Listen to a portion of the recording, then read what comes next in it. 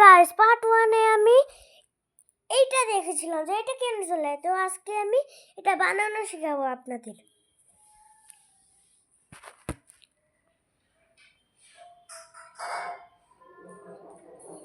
এরকম ছিল আগে এটা এরকম ছিল।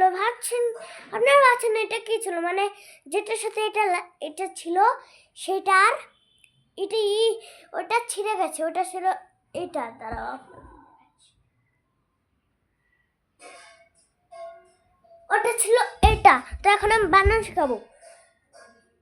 আগে এটা এখানে দিতে লাগবে, এখানে দিতে লাগবে, তারপরে এটা এরকম সাথে এরকম দিতে লাগবে, তারপরে এটা চলবে এরকম ভাবে।